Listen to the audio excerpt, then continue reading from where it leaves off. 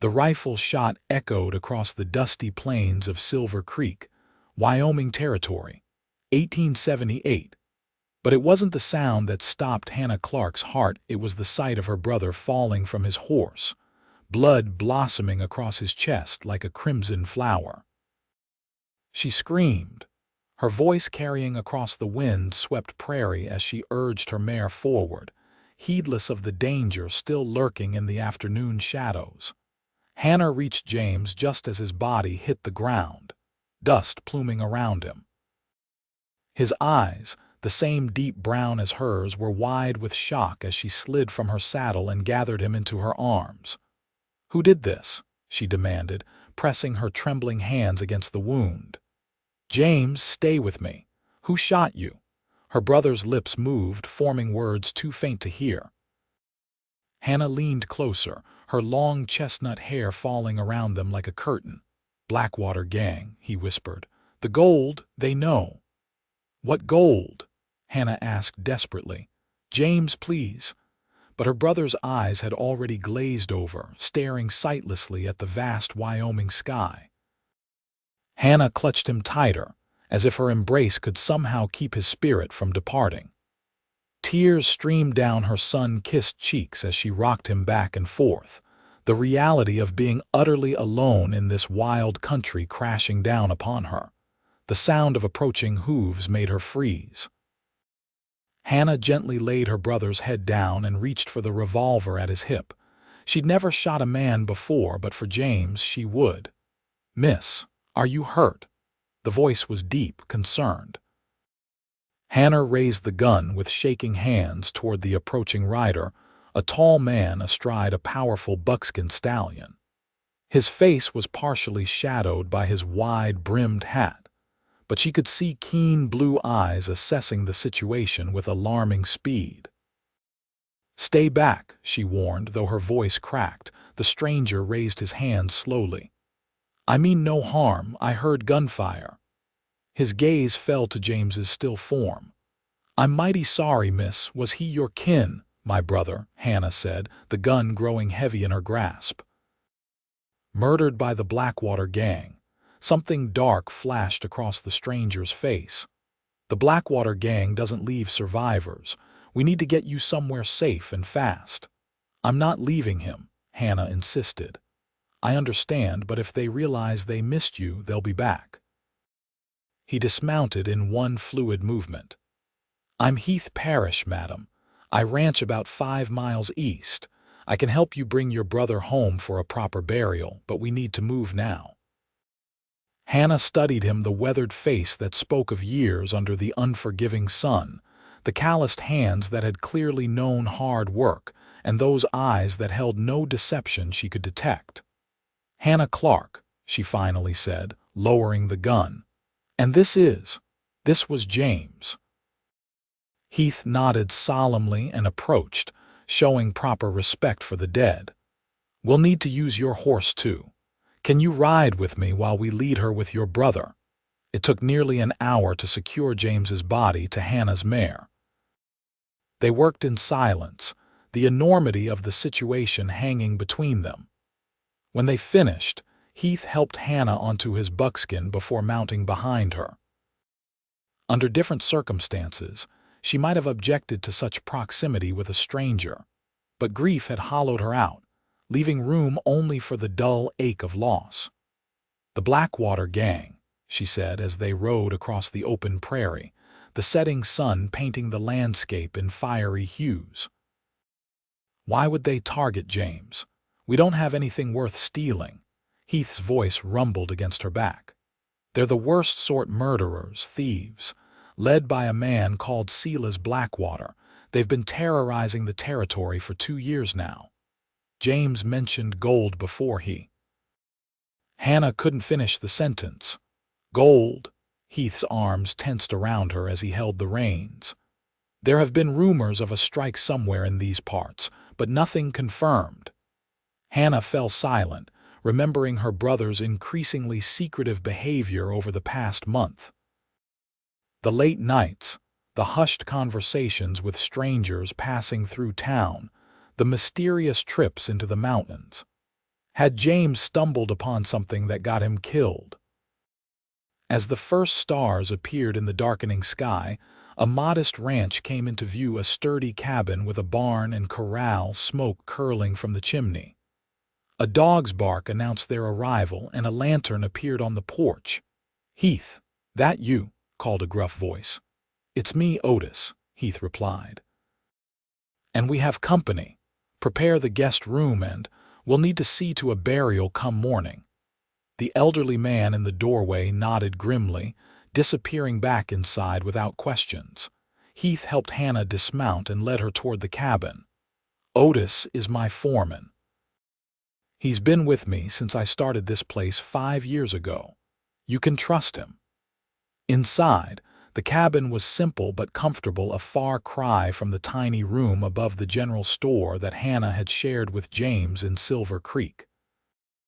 Otis, a wiry man with a shock of white hair, kept his eyes averted from Hannah's tear-stained face as he set a cup of hot coffee before her.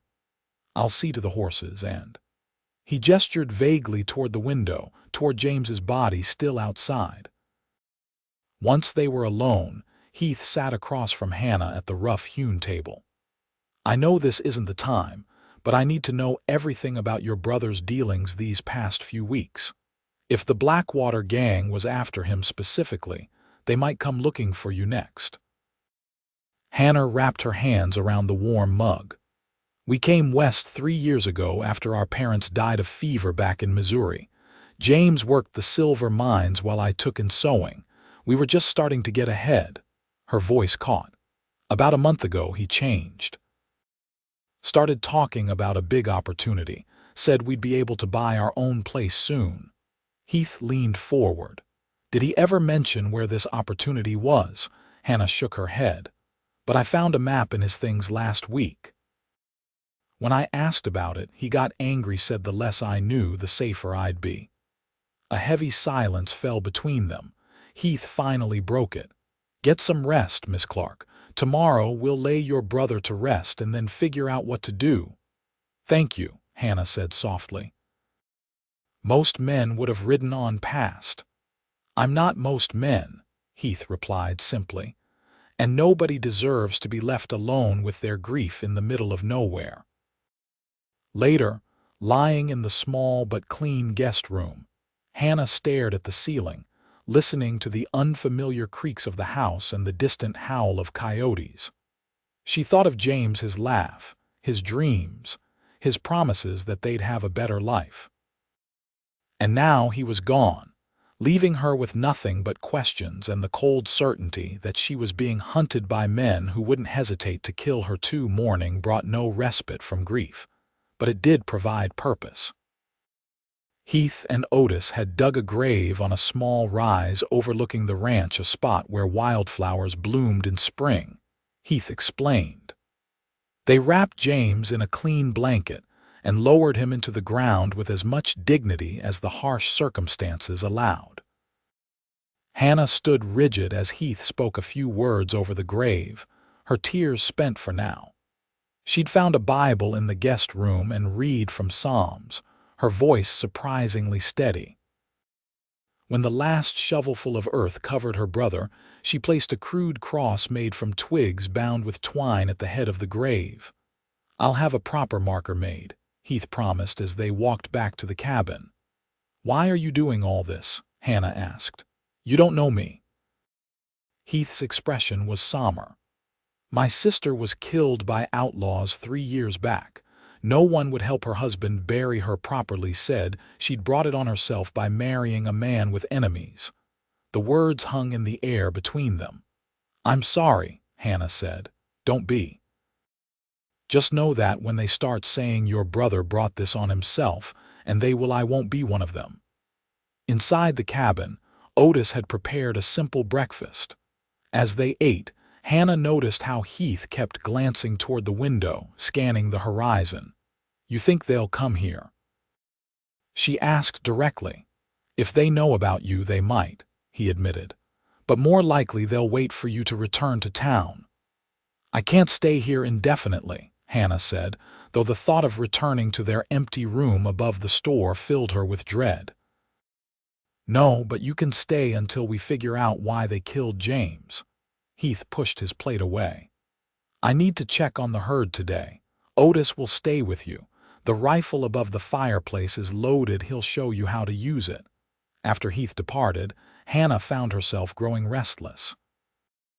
Otis was kind but taciturn, offering few distractions from her thoughts.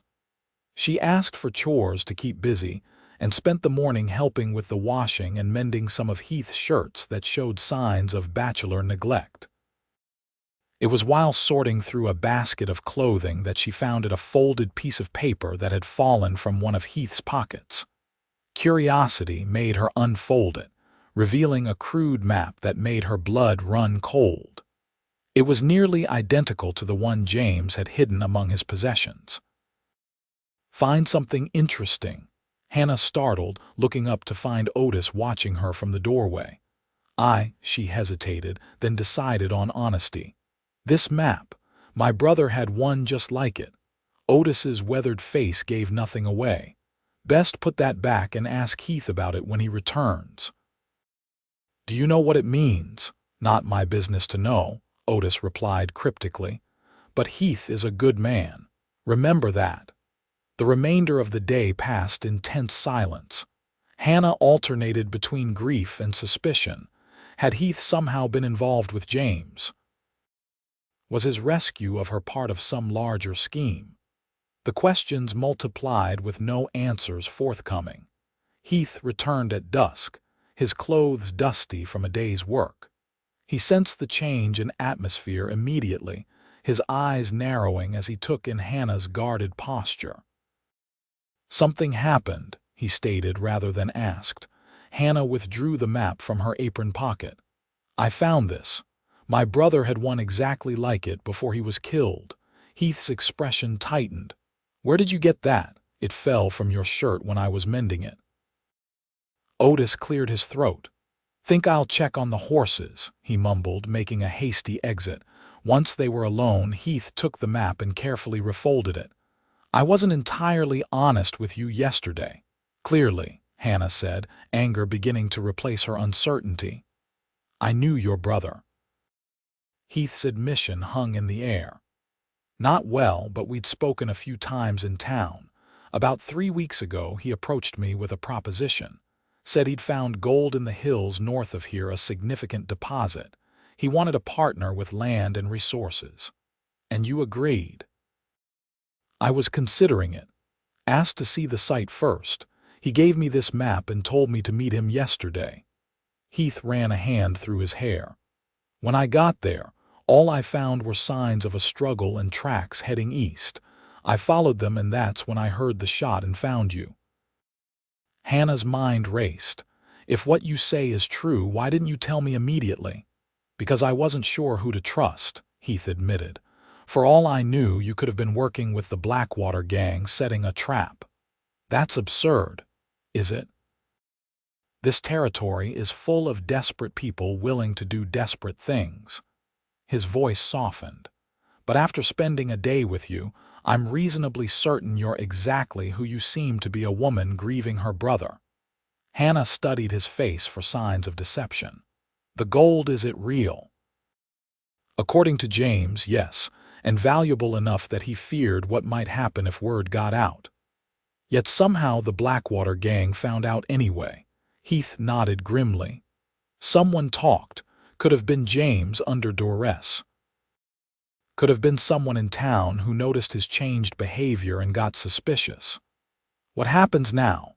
Hannah asked, suddenly feeling the weight of her situation alone, potentially hunted with nowhere to go. "That depends on you." Heath leaned forward.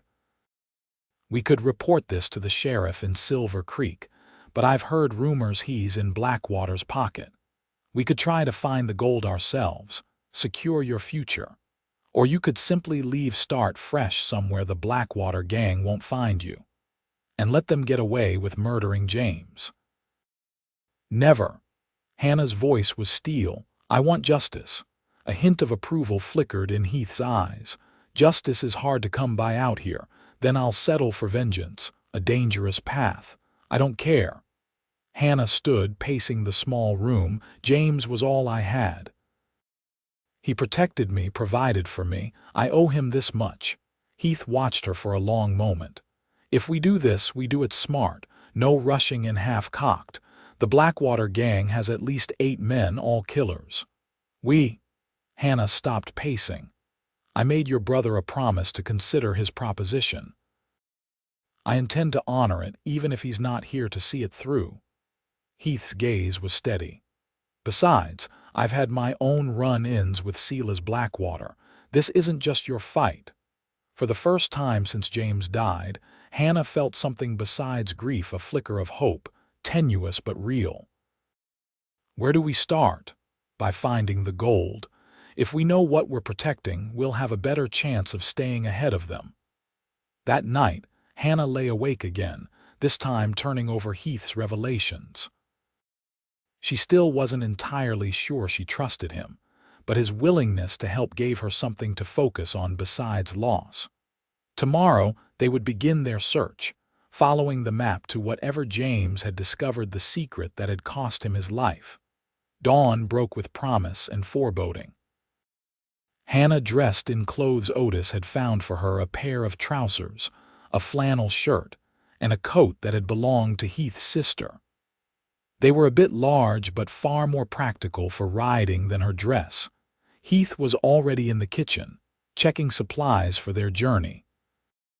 He glanced up when she entered, his expression momentarily surprised at her transformed appearance. "Those suit you," he said simply. "Thank you for lending them. I can't imagine climbing mountains in skirts." Heath nodded, returning to his task.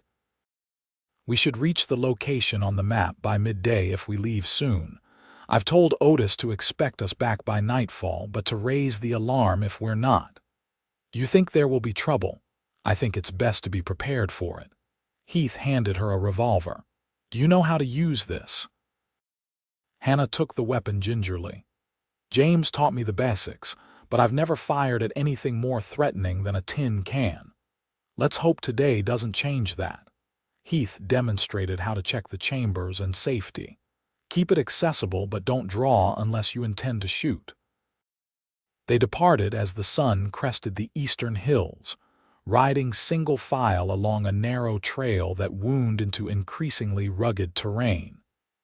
Hannah found herself studying Heath's straight back, the confident way he handled his horse, the alertness with which he scanned their surroundings.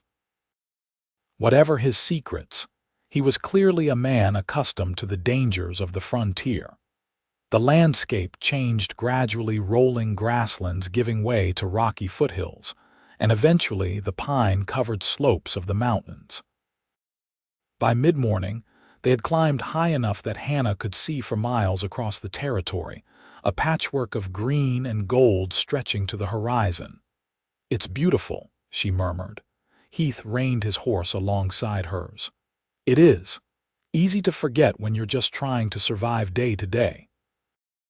"Is that why you came west? For the beauty?" A shadow crossed his face. "I came for the same reason most do: a fresh start. The war left the South in ruins, and there wasn't much future for a former Confederate soldier in a Tennessee that didn't want to be reminded of its losses." Hannah hadn't considered that Heath might have fought in the war. He would have been quite young, perhaps not much older than she was now.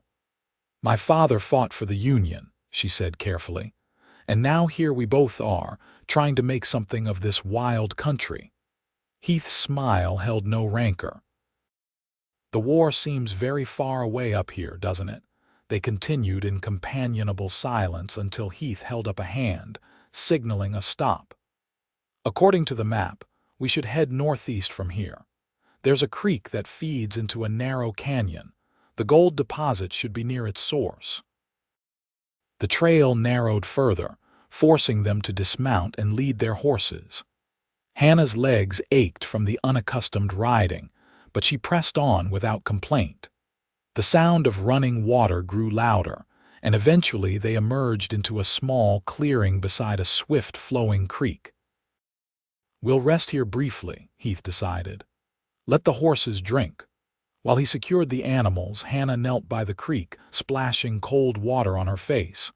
The mountain air was crisp, carrying the scent of pine and something metallic that she couldn't quite place. "Heath," she called, rising. "Do you smell that?" He joined her, breathing deeply. "Smoke. Not a campfire, something bigger." They followed the creek upstream, moving cautiously now. The smell of smoke grew stronger, and soon they could hear voices, men shouting orders, the crack of timber being split. Heath motioned for Hannah to stay low as they approached a bend in the creek. Peering around a large boulder, they saw what had been hidden before a small mining camp nestled against the canyon wall. Several rough cabins had been constructed, along with a rudimentary sluice system diverting water from the creek. A dozen men worked the site, some digging into the hillside, others processing ore. "The Blackwater Gang," Heath whispered, pointing to a tall man with a shock of white blonde hair who seemed to be directing operations. "That's Silas himself." Hannah felt a surge of hatred so powerful it made her dizzy. "They're already mining the gold, James's gold. They work fast." Heath's eyes narrowed as he surveyed the camp. "But they're careless. Look how they've constructed that support beam. One good rain and that whole shaft could collapse." "What do we do now?" Hannah asked. "We're outnumbered. We watch, learn their routine. Then we return to the ranch and form a plan." Heath began to edge backward. "Come on before they spot us." They had almost made it back to their horses when a voice rang out behind them. "Well, what have we here? Looks like we got ourselves some spies, boys." Hannah and Heath froze, then slowly turned to face three armed men who had emerged from the trees. The leader, a man with a nasty scar across his cheek, grinned maliciously. "If it ain't Heath Parrish. Silas said you might come sniffing around." His gaze shifted to Hannah. "And you brought company." "Pretty company at that." "We're just passing through, Cooper," Heath said evenly. "No quarrel with you." Cooper spat tobacco juice near Heath's boots. "That right. Because word is you've been asking questions about Blackwater business. And this little lady here, she looks mighty like that fellow we had to teach a lesson to yesterday." Hannah lunged forward, only to be restrained by Heath's firm hand on her arm. "You murdered my brother," she hissed. "Brother, was he? Well, ain't that interesting?" Cooper's smile turned cruel. "He didn't want to share his good fortune, had to be persuaded. Shame he didn't survive the convincing." Heath's grip tightened on Hannah's arm. "Let it go," he murmured. "Not here, not now." Cooper gestured with his rifle. "You two are coming with us. Silas will be real happy to see you." They had no choice but to comply. The men relieved them of their weapons and marched them into the camp, where their arrival caused quite a stir.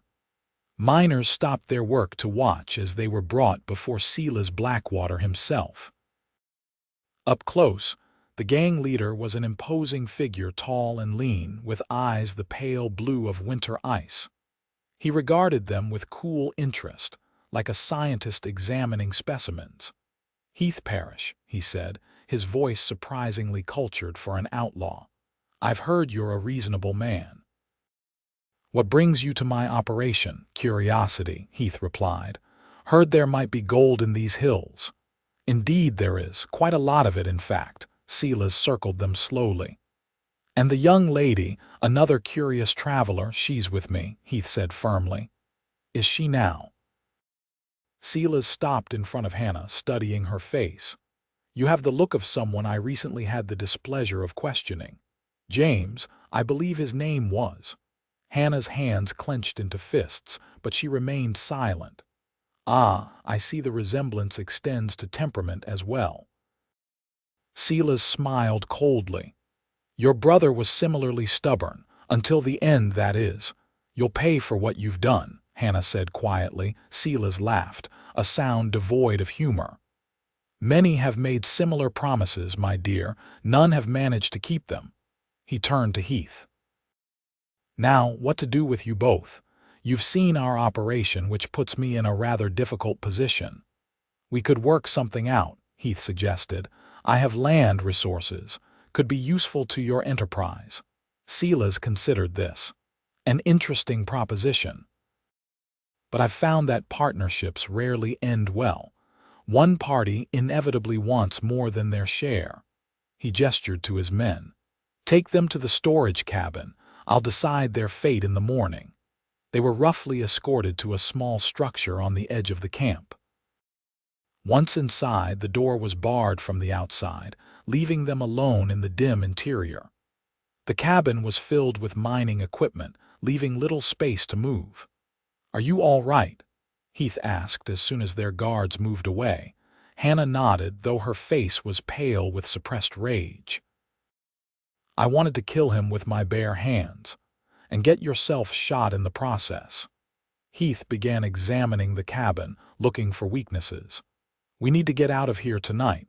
Once Silas sleeps on it, he'll realize keeping us alive is too risky."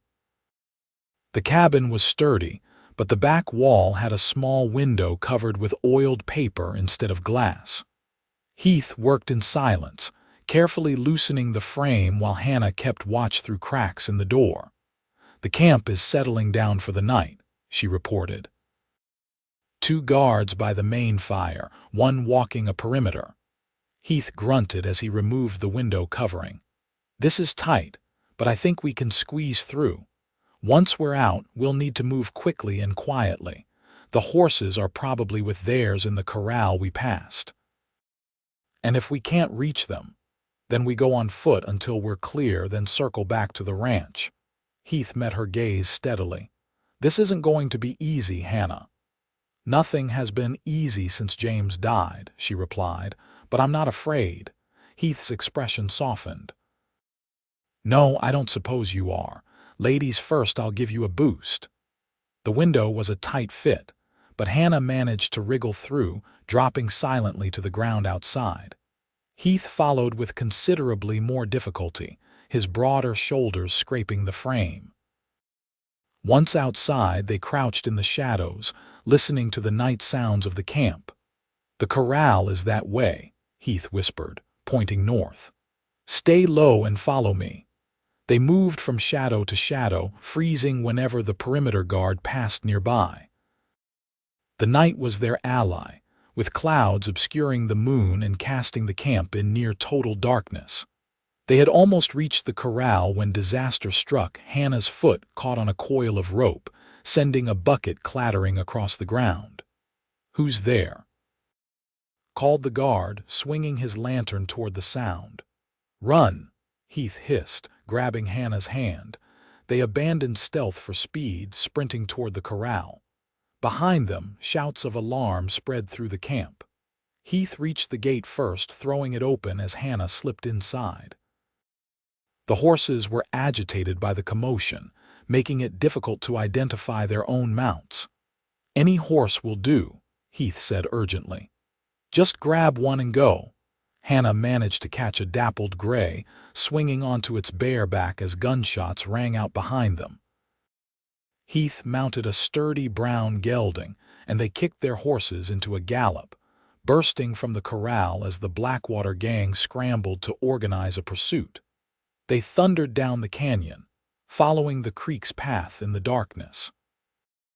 It was dangerous riding. At any moment, their horses could step in a hole or stumble on the uneven ground, but the alternative was certain death if captured. "The trail forks ahead," Heath called over the pounding hooves. "Take the left path, it leads down to the valley." Hannah leaned low over her horse's neck, urging it faster. Behind them, the sounds of pursuit grew louder. Blackwater's men were gaining ground.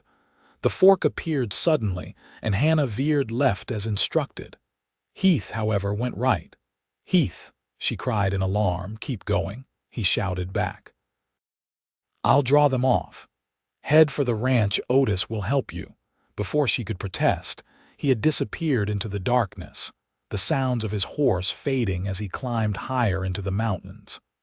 Moments later, most of the pursuers followed his trail, clearly assuming he was the greater threat. Hannah rode on, tears streaming down her face as fear for Heath mingled with her determination to escape. When Ryder still followed her, she could hear him gaining ground, his horse fresher or faster than her stolen mount. The trail widened as it descended, allowing her pursuer to pull alongside. In the dim light, she recognized Cooper, his scarred face twisted with malice as he reached for her reins. "End of the line, girlie," he snarled. Hannah did the only thing she could think of. She threw herself from her horse, hitting the ground hard and rolling down a steep embankment. Pain shot through her shoulder and hip, but she forced herself up, scrambling into the dense underbrush as Cooper circled back. "I know you're out there," he called, dismounting to follow her trail. "Might as well give up now. Make it easier on yourself." Hannah pressed herself against the earth, barely daring to breathe as his boots crunched over fallen leaves just yards away. Her hand closed around a rock, not much of a weapon against his gun, but it was all she had. "Found you," Cooper said suddenly, yanking aside the branch that had been concealing her. Hannah struck without thinking, smashing the rock against his knee with all her strength. Cooper howled in pain, his leg buckling as Hannah scrambled away. She heard the metallic click of his revolver being cocked and dove behind a tree trunk just as the shot splintered bark near her head. "You'll pay for that, you little—" Cooper's threat was cut short by another gunshot, this one not from his weapon. Hannah peered around the tree to see Cooper crumpled on the ground, a dark stain spreading across his chest. Behind him stood Heath, his face grim as he lowered his smoking pistol. "Are you hurt?" he asked, hurrying to her side, bruised but nothing broken. Hannah stared at Cooper's still form. "Is he?" "Yes." Heath helped her to her feet. "I'm sorry you had to see that, don't be. He helped kill James." Hannah's voice was steady despite her trembling limbs. "What happened to the others? Lost them in the high country. Doubled back when I heard shooting." Heath examined her quickly for injuries. "We need to move. They'll have heard the shots." They recovered Cooper's horse and rode double, pushing hard through the night. By dawn, they had put considerable distance between themselves and the mining camp, though Heath remained vigilant, frequently checking their back trail for signs of pursuit.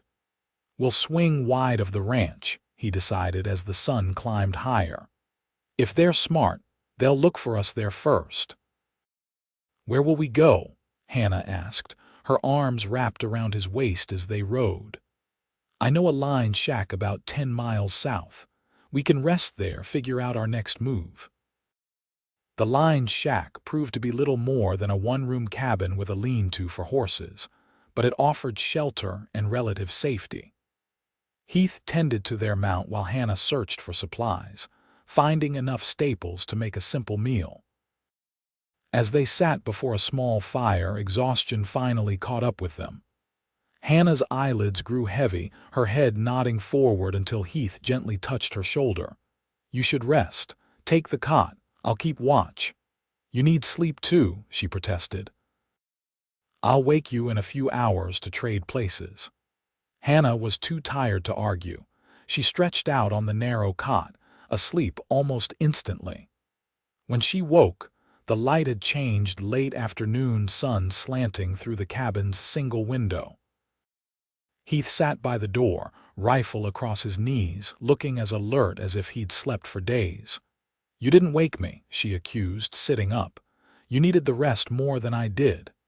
Heath offered her a cup of coffee. "Besides, I've gone longer without sleep during roundup." Hannah accepted the cup gratefully, studying Heath over its rim. In the past 2 days, he'd saved her life multiple times, killed a man for her, and sacrificed his own comfort for hers. Yet she still knew so little about him. "Why are you really helping me?" she asked directly. "And don't say it's because of your agreement with James. There's more to it than that." Heath was silent for so long that Hannah thought he might not answer. Finally, he set aside his rifle and met her gaze. 2 years ago, Silas Blackwater and his gang raided a stagecoach heading to Cheyenne. My sister and her husband were passengers. His voice was flat, emotionless. The official story was that her husband tried to be a hero, pulled a gun, got himself and everyone else killed. The territorial marshal said they'd brought it on themselves, that ordinary folk know better than to resist armed robbers. "That's horrible," Hannah whispered. "It was a lie." Heath's jaw tightened. "My brother-in-law never carried a weapon. He was a doctor, believed in healing, not harming. Blackwater killed them because they recognized him from town, could have identified him later." Hannah moved to sit beside him. "So when you said justice is hard to come by out here, I was speaking from experience." Heath's eyes held a pain that mirrored her own. "I've been looking for a way to bring Blackwater down ever since. Your brother's gold claim might be the opportunity I've been waiting for." "How?" "If we can prove that Blackwater murdered your brother to steal his claim, even the corrupt law around these parts would have to act. Mining claims are serious business in the territory, too many powerful interests involved to ignore outright theft." Hannah considered this. "So we need evidence. We need the original claim documents. If James filed them properly in Silver Creek, there should be a record." "And if Blackwater has already altered the records," Heath smiled grimly, "then we find another way. But first, we need to get back to town without being spotted by Blackwater's men." They spent another night at the line shack, departing at first light. Heath led them on a circuitous route that avoided open ground, staying within the cover of forests and ravines whenever possible. By midday, they had reached the outskirts of Silver Creek without incident. "We'll need to be careful," Heath cautioned as they left their horse hidden in a stand of cottonwoods. "Blackwater has eyes everywhere." Silver Creek was a typical frontier town, one main street, lined with false-fronted buildings. Muddy side streets filled with the usual mix of saloons, boarding houses, and mercantiles. The claims office was situated near the sheriff's office, making their task even more dangerous. "Wait here," Heath instructed, positioning Hannah in the shadow of the livery stable. "I'll check if the coast is clear." "No," Hannah squared her shoulders. "We do this together. I'm not hiding while you take all the risks." Heath looked as though he might argue, then nodded. "Stay close. If anything happens, run for the church at the end of the street. The pastor there doesn't bow to Blackwater." They moved casually into the flow of town traffic, trying to appear as ordinary citizens going about their business. Hannah kept her hat pulled low, conscious that her brother had been well known in the small community. The claims office was empty except for a bored clerk who barely looked up when they entered. Heath approached the counter while Hannah positioned herself near the window, watching the street. "I'm interested in filing a claim," Heath said conversationally, "but I wanted to check the registry first, make sure the area I'm looking at isn't already taken." The clerk sighed. "Registry's public record, over there on the shelf. Help yourself." Heath found the large ledger and began scanning recent entries, working backward from the current date. Hannah joined him, their shoulders touching as they pored over the pages. "There," she whispered, pointing to an entry from 5 weeks earlier. "James Clarke, North Fork of Silver Creek, Townships 1213. Heath quickly read the details. "It's legitimate. He filed everything properly. But look at this." Hannah indicated a notation in the margin, added in different handwriting. "Claim transferred to S. Blackwater 3 days ago." With James's signature. "A forgery," Heath murmured, "but it gives Blackwater legal cover." "Excuse me," Hannah called to the clerk. "Who authorized this transfer?" The clerk squinted at the page. "That would be Judge Wilson's mark there. All claim transfers have to go through him." "And was the judge presented with both parties to witness the transfer?" The clerk shifted uncomfortably. I wouldn't know, madam. I just keep the books. Thank you for your help, Heath said quickly, guiding Hannah toward the door. We'll be back if we decide to file. Outside, Hannah struggled to contain her anger. They forged James's signature, they murdered him and then stole his claim with the stroke of a pen. But they made a mistake, Heath pointed out. The date of the transfer, James was already dead by then. If we can prove that, the forgery falls apart. How do we prove it? Before Heath could answer, a shout came from down the street. That's them. The girl and Parrish. 3 men were running toward them, guns drawn. One was a deputy sheriff, his badge catching the sunlight as he moved. Run. Heath grabbed Hannah's hand, pulling her toward the side street. They sprinted past startled townspeople, ducking between buildings and vaulting fences. Behind them, the pursuit grew as more men joined the chase. They were nearly to the church when 2 riders cut them off, forcing them to backtrack. This way, Heath urged, pulling Hannah into a narrow alley. The alley ended at the back of the general store. Heath tried the door locked. They were trapped, the sounds of their pursuers growing louder. Up there, Hannah pointed to a loading platform with a ladder leading to the store's 2nd floor. That's where James and I lived. They scrambled up the ladder, Heath forcing the window with his knife.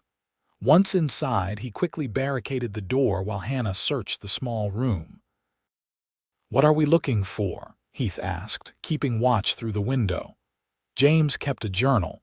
If he documented his discovery and his interactions with Blackwater's men, it could be evidence. Hannah pulled up a floorboard beneath her bed, retrieving a leather-bound book. Here. Heath joined her as she flipped through the pages, finding entries detailing James's discovery of gold, his filing of the claim, and most damning of all, his concerns about threats from men working for Blackwater. This is it, Heath said. This proves they were threatening him before his death. But is it enough? Hannah looked up at him, hope and doubt warring in her expression. Before Heath could answer, the building shook with the impact of something heavy against the downstairs door. They're breaking in, Heath said grimly. We need another way out. Hannah moved to the window overlooking the back alley. There's a lower roof behind the shop. If we can reach it, we might be able to get to the next building. The door downstairs splintered with a crash. Heavy footsteps pounded on the stairs leading to their room. Go, Heath urged, helping Hannah through the window. I'm right behind you. Hannah landed on the sloping roof, scrambling for purchase on the weathered shingles. Heath followed just as the door to the room burst open. A shot rang out, the bullet splintering the window frame as Heath ducked. They half slid, half ran across the roof, leaping the narrow gap to the next building.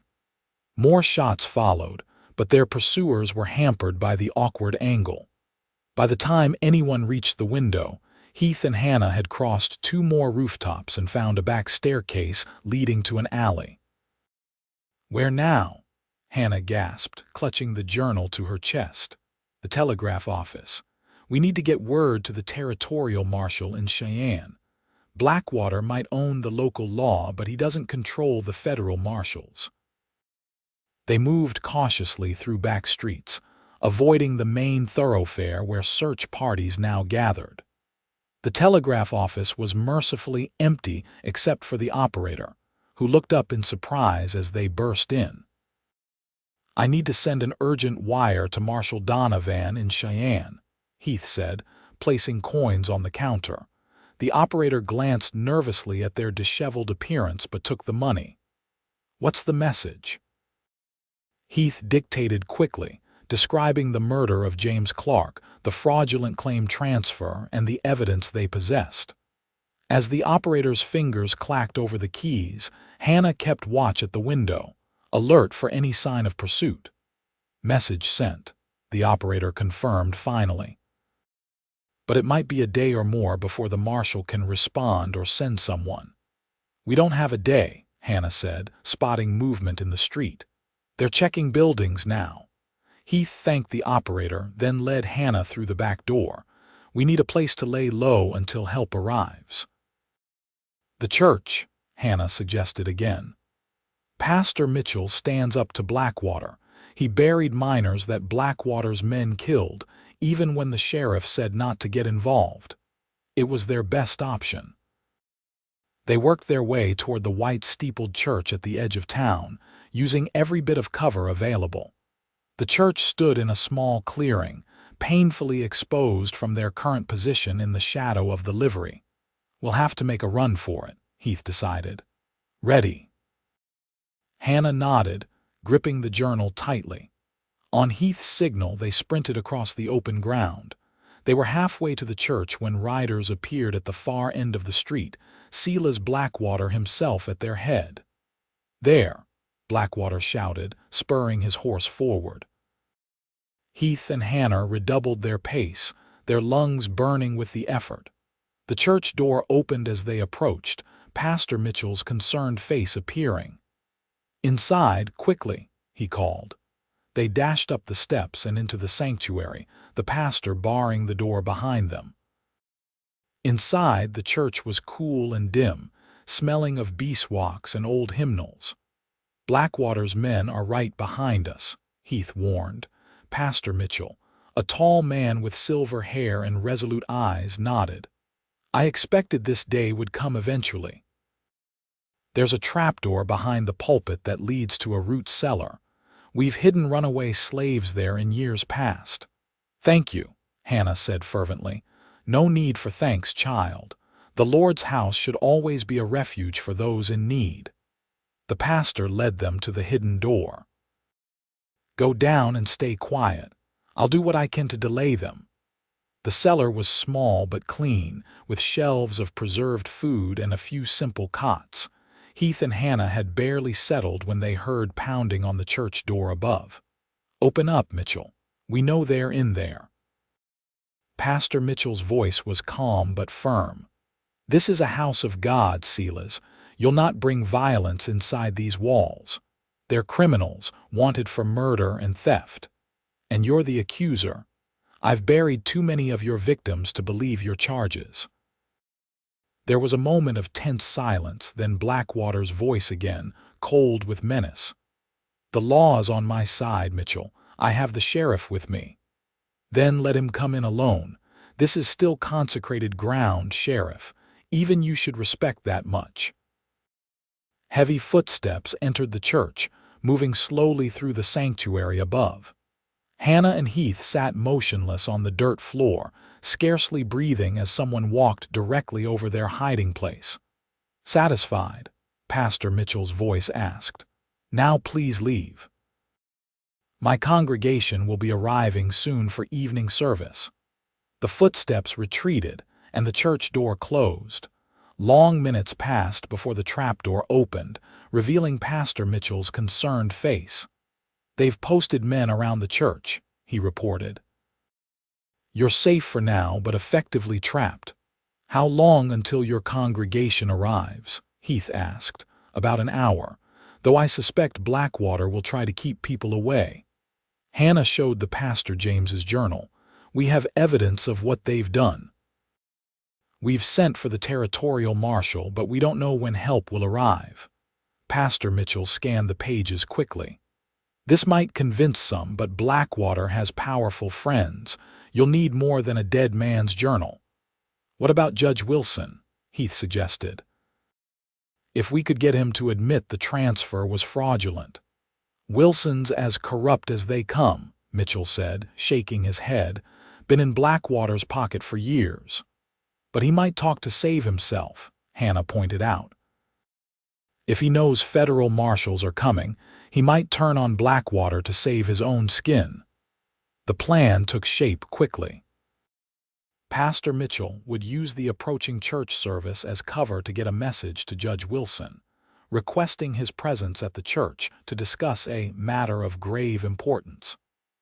Meanwhile, Heath and Hannah would prepare their case, organizing the evidence from James's journal.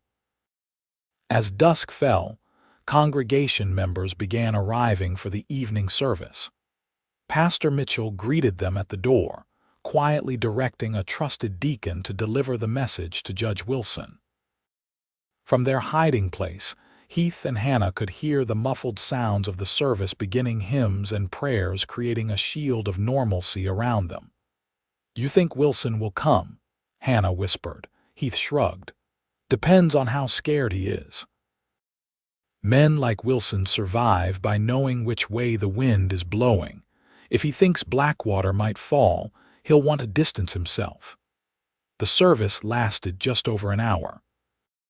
When the congregation had dispersed, Pastor Mitchell returned to the cellar, accompanied by a nervous-looking man in a fine suit, Judge Wilson himself. "What is the meaning of this, Mitchell?" Wilson demanded, then stopped short at the sight of Heath and Hannah emerging from the trapdoor. "Good evening, Judge," Heath said evenly. "We have some questions about a mining claim transfer you recently approved." Wilson's face paled. "I don't know what you're talking about. I processed dozens of transfers." Hannah held up James's journal. "My brother's claim. The one you transferred to Silas Blackwater 3 days ago, 2 days after my brother was murdered." There was nothing irregular about the transfer.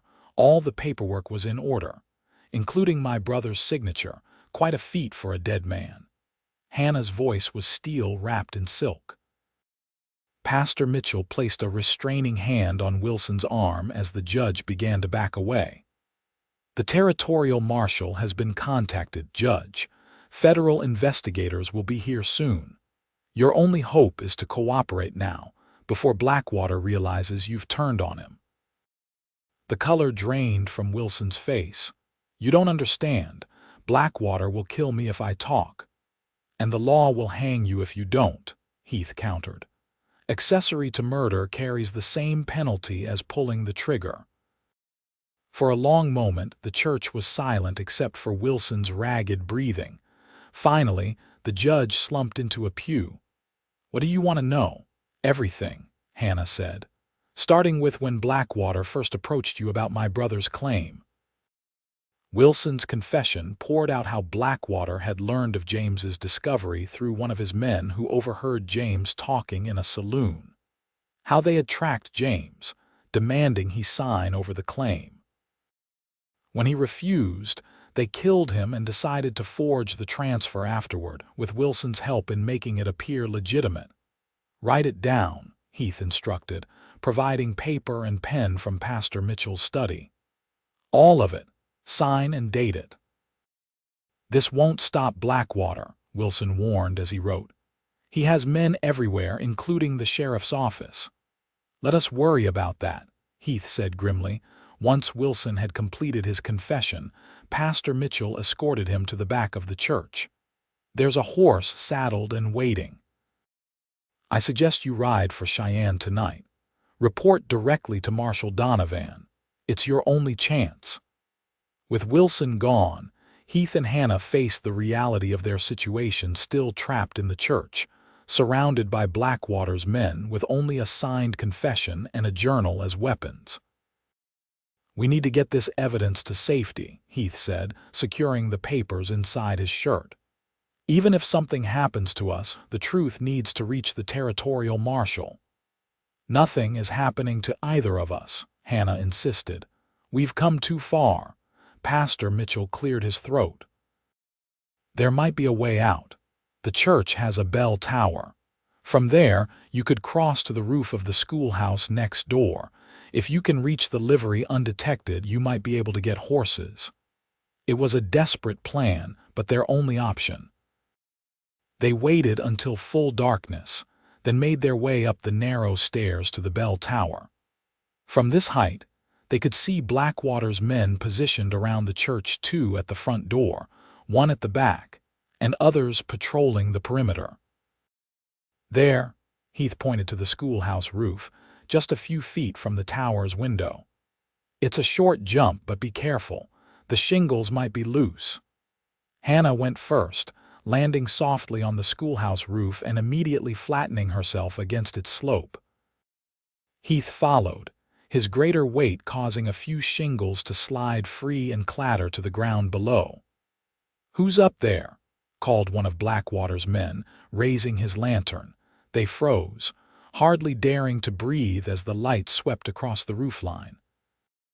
After what seemed an eternity, the man moved on, apparently satisfied it had been nothing but loose shingles in the wind. Working their way across the roof, they found a drain pipe that offered a way down to a narrow alley behind the school.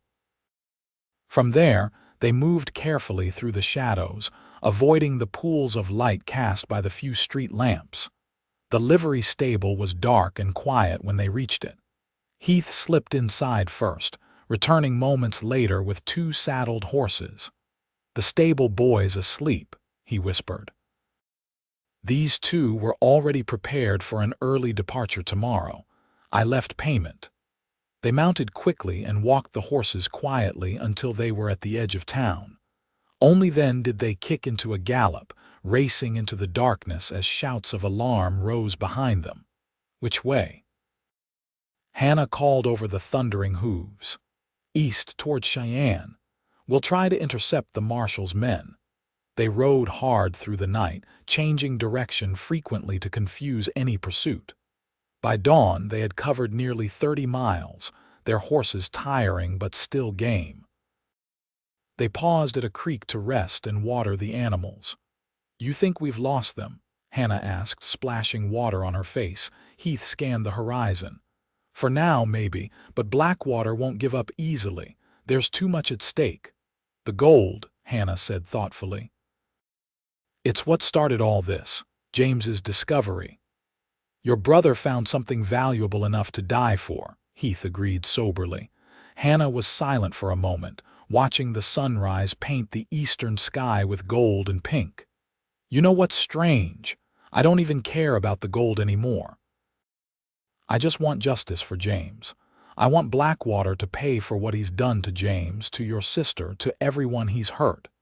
Heath studied her face, seeing the determination that had replaced her grief. "We'll get justice. I promise you that." They rested for an hour, then continued east at a more sustainable pace. The landscape changed gradually, the mountains giving way to rolling hills as they approached the territorial capital. By mid-afternoon, they spotted a dust cloud on the horizon, riders approaching fast from the east. "Could be Blackwater's men," Heath said, guiding his horse into a stand of cottonwoods. "Or could be the marshal's posse. Either way, better to be cautious." They waited, watching as the riders drew closer. There were 6 of them, moving with the disciplined formation of lawmen rather than the loose grouping of outlaws. At their head rode a man whose silver badge caught the sunlight. "Marshal Donovan," Heath breathed in relief. "We made it." They rode out to meet the posse, hands raised to show they meant no harm. Marshal Donovan, a weathered man with a thick mustache and penetrating eyes, reined in his horse at their approach. "Heath Parrish," he called. "We got your wire. And Judge Wilson rode in this morning with quite a story." "It's all true," Heath confirmed, retrieving Wilson's confession and James's journal. "We have the evidence here." Donovan examined the documents, his expression darkening as he read. "This is enough to hang Blackwater and half his gang. Where are they now? Silver Creek, most likely. Though they might have sent men after us. My deputies will escort you to Cheyenne," Donovan decided. "The rest of us will continue to Silver Creek. It's time Silas Blackwater answered for his crimes." Hannah stepped forward. "I'm going with you to Silver Creek." "Miss Clarke, that's not advisable. My brother was murdered by these men. I have the right to see justice done." Hannah's voice brooked no argument. "Besides, I know the mining camp where they're working the claim. I can lead you there." Donovan looked to Heath, who nodded slightly. "She's tougher than she looks, Marshal, and she's earned the right to see this through." "Very well, but you stay behind us when the shooting starts." Donovan turned to his deputies. "Thompson, Warren, take the evidence to Judge Parker in Cheyenne. The rest of you, we're heading to Silver Creek." The ride back was tense but uneventful. They reached Silver Creek just after sunset, finding the town unusually quiet. Pastor Mitchell met them at the church, his face grave. "Blackwater sent most of his men to the mining camp when you escaped," he reported. "He's there now, trying to extract as much gold as possible before moving on." "How many men total?" Donovan asked. "At least 15, all armed. The sheriff and his deputies went with them." Donovan nodded grimly. "We'll head to the camp at first light. Better to face them in daylight where we can see what we're up against." They spent the night at the church, preparing for the confrontation ahead. Hannah found herself unable to sleep, her mind racing with thoughts of James and the justice that was finally within reach. She stepped outside to get some air and found Heath already there, staring at the stars. "Couldn't sleep either?" she asked softly. "Too much at stake tomorrow." He moved over on the step to make room for her. "Are you ready for what might happen?" Hannah nodded. "I've been ready since I held James as he died. I just never thought I'd have the chance to actually see it through. Because you were alone then." Heath's voice was quiet in the darkness. "But you're not alone anymore." The simple statement hung in the air between them, laden with meaning that went beyond their shared pursuit of justice. In the days since James's murder, something had changed between them, a connection forged in danger and grief, strengthened by mutual respect and growing affection. "No," Hannah agreed softly. "I'm not alone anymore." Heath's hand found hers in the darkness, his calloused fingers entwining with hers. They sat in companionable silence, drawing strength from each other for the battle that lay ahead.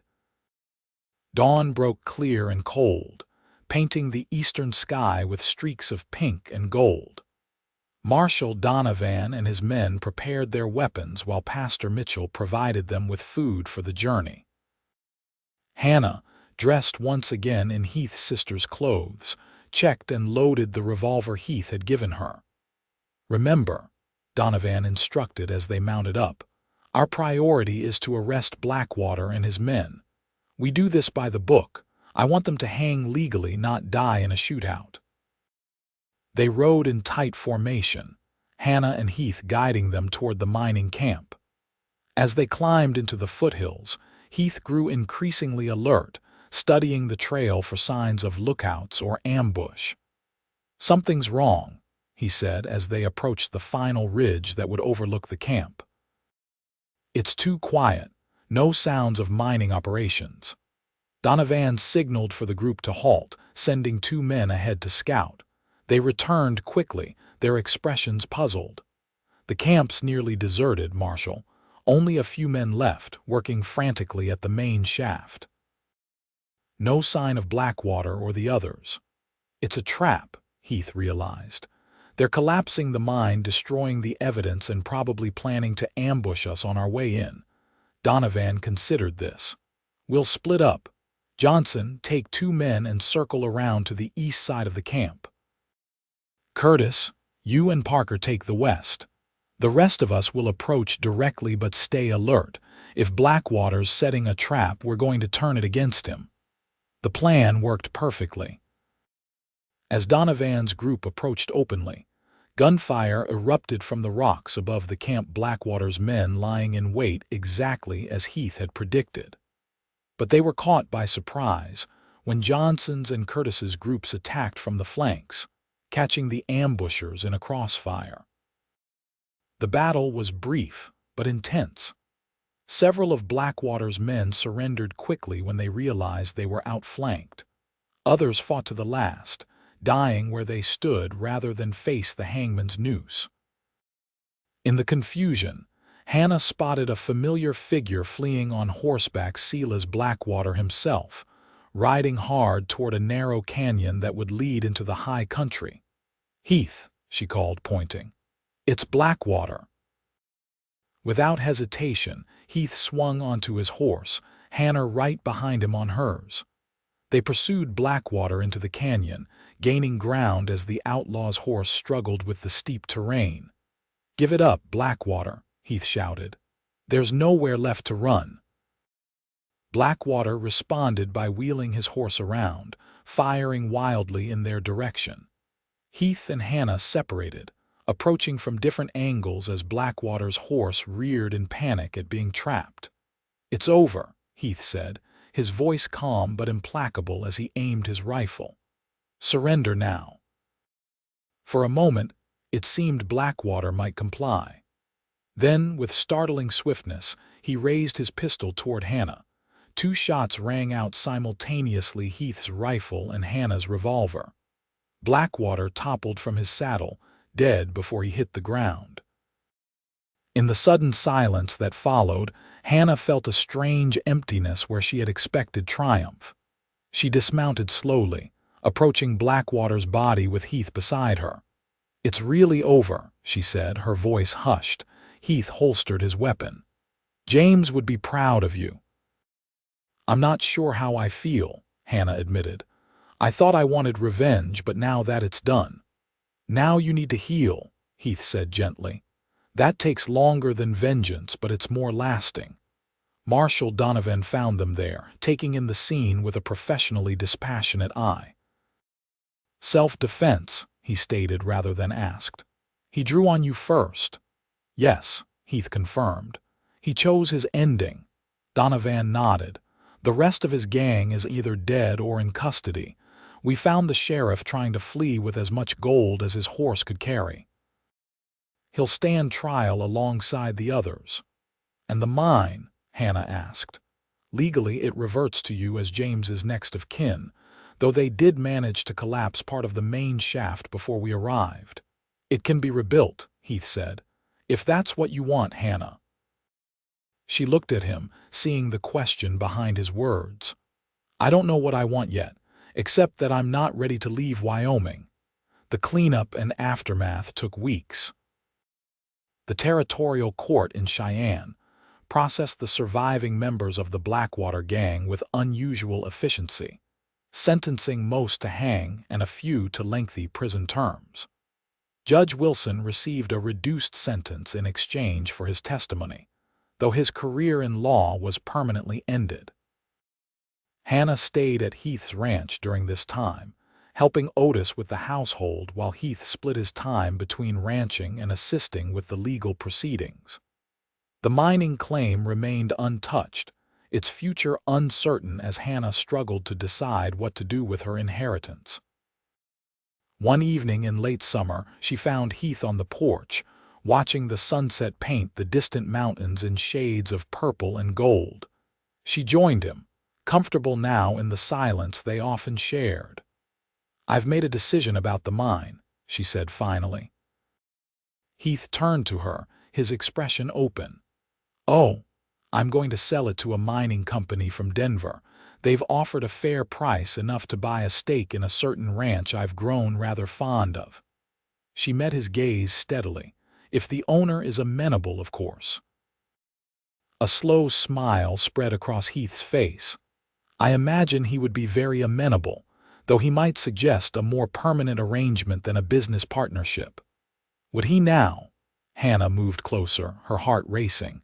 "What sort of arrangement did you have in mind, Mr. Parrish?" Heath took her hands in his. "The kind that involves a preacher, a gold ring, and promises that last a lifetime." "I think I could be persuaded," Hannah whispered, leaning into him as his arms encircled her waist. Their lips met as the last rays of sunlight gilded the landscape, a moment of perfect peace after so much turmoil. James would have approved. Hannah thought her brother, who had dreamed of giving her a better life, had, in his own way, led her to it after all. They married in Pastor Mitchell's church 3 weeks later, the small building filled with well-wishers from Silver Creek and the surrounding ranches. Hannah wore a simple white dress ordered from Denver, while Heath cut a handsome figure in a new black suit. "I, Heath, take you, Hannah, to be my lawfully wedded wife," he said, his voice clear and steady as he placed the ring on her finger. "To have and to hold from this day forward, for better or worse, for richer or poorer, in sickness and in health, until death do us part." Hannah repeated the vows, her eyes never leaving his. I, Hannah, take you, Heath, to be my lawfully wedded husband, to have and to hold from this day forward. As Pastor Mitchell pronounced them husband and wife, Hannah felt the last shadows of grief lift from her heart. The past would always be part of her, the loss of James, the struggle for justice, but the future stretched before her now, bright with promise. The reception was held at Heath's ranch, their ranch now, with tables set up in the yard and lanterns strung between the trees. Marshal Donovan attended, presenting them with a letter from the territorial governor commending their courage in bringing down the Blackwater Gang. You two make quite a team, Donovan observed as they shared a celebratory drink. Ever consider working for the law? I could use deputies with your grit. Heath laughed, his arm around Hannah's waist. I think we'll stick to ranching for now, though we're grateful for the offer. As night fell and the guests began to depart, Hannah and Heath stood together on the porch, watching the stars appear one by one in the vast Wyoming sky. No regrets? Heath asked softly, pressing a kiss to her temple. Hannah turned in his arms, reaching up to touch his face. Only that James never got to see this day. He would have liked you. He must have been an extraordinary man to have such an extraordinary sister. He was. Hannah smiled through the bittersweet ache. He always stood up for what was right, even when it was dangerous, like someone else I know. Heath drew her closer. Your brother's legacy lives on, Hannah, not just in the gold he found, but in you, in your courage, your determination. In us, she corrected gently. In the life we'll build together. As they stood there in the gathering darkness, Hannah thought about the journey that had brought her to this moment, from the horror of holding her dying brother, through the pursuit of justice, to finding love in the most unexpected place. The path had been marked with danger and sorrow, but it had led her home. In the years that followed, Heath and Hannah Parrish built a life together that honored both their pasts while embracing their shared future. The ranch prospered under their combined efforts, eventually becoming one of the most successful operations in the territory. The money from the mine allowed them to expand, adding new grazing lands and improving the breeding stock. 2 years after their marriage, Hannah gave birth to twin boys, James and Henry Parrish, named for her brother and Heath's father. Later came a daughter, Elizabeth, who inherited her mother's determination and her father's steady calm. The children grew up hearing the story of how their parents met, how Hannah had lost everything, how people had whispered that her brother had brought his fate upon himself by tangling with Blackwater, and how Heath had stood firm, saying, no, she didn't. They learned about justice and courage, about standing up for what was right even when it was dangerous. On summer evenings, the family would often gather on the porch as the sun set behind the mountains. Heath would play the harmonica while Hannah sang songs from her Missouri childhood. The children would listen, enraptured, until the stars emerged in the vast Wyoming sky. Then Heath would point out constellations, telling stories of ancient heroes and the marks they left on the world. Like you and Mama, young James once observed. You're heroes too. Heath and Hannah exchanged a glance over their son's head, a look that contained all the memories of their shared journey, the danger, the loss, and the love that had grown from it all. Not heroes, Hannah corrected gently. Just people who couldn't walk away when something needed to be done. But to everyone in Silver Creek and beyond, the story of Hannah Clarke and Heath Parrish became something of a legend, a tale of justice served, and love found amid the wild beauty of the Wyoming frontier. And in the end, perhaps that was hero enough.